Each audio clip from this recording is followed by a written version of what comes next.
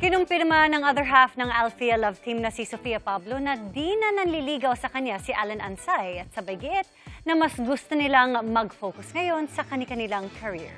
Si Sofia may nilinaw din tungkol naman sa kapwa ex-housemate na si Inigo Jose.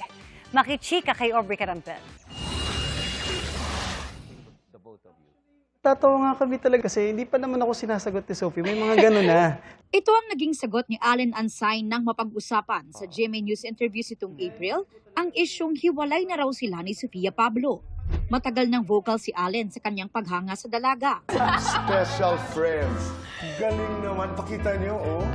Na ilang beses na rin niyang inaya maging Valentine's Day. Will you be my Valentine date? Pero sa isang comment sa TikTok nitong weekend, sinabi ni Allen na itinigil na niya ang panliligaw kay Sofia noon pang Marso. Okay raw sila ng ka-love team. Walang iniwan, nagpaasa o nang baliwala. Dugtong pa ni Allen, nagbago lang ang direksyon ng kanilang priorities lalo sa trabaho. Pero mananatili ang respeto nila sa isa't isa. Sana raw ay tigilan ang pagpapakalat ng mga maling kwento tungkol kay Sofia na wala naman daw ginagawang masama. Kinumpirma ni Sofia na tumigil na si Allen sa panliligaw. Mahirap po talaga i-balance yung career and love life. Siyempre pareho po kami na bata pa and marami kaming dreams for our family. Maybe it's not the right time to continue talaga na pursue namin yung isa't isa at the moment.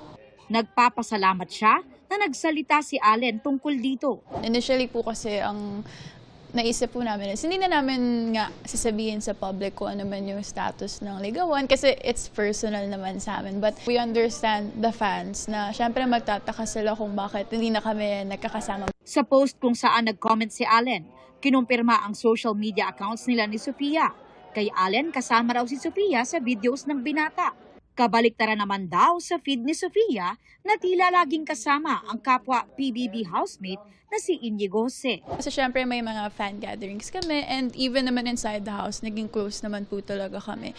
I don't think na dapat isipin talaga ng tao na there's someone involved kung bakit tumigil si Allen. Kasi clear po talaga sabi ni Allen na tumigil kami because we want to focus on our respective careers. Sa kanilang huling pagsalang sa GMA News interviews together, binigyang diin din ni Allen ang kanilang individuality as an artist.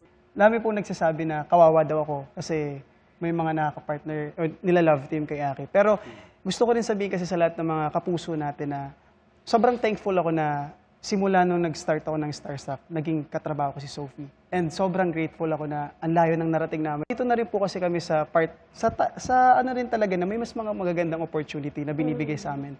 And katulad po ng dati nga pinag-usapan natin na gusto ko rin na pag nakita ko ng mga tao na Allen Ansay, hindi na ay, andyan si Allen, asan si Sofia? Pero bukas pa rin ba silang makatrabaho muli ang isa't isa? Opo naman, syempre kailangan din namin mag-grow outside of our love team. Aubrey Carampel, updated sa showbiz happenings.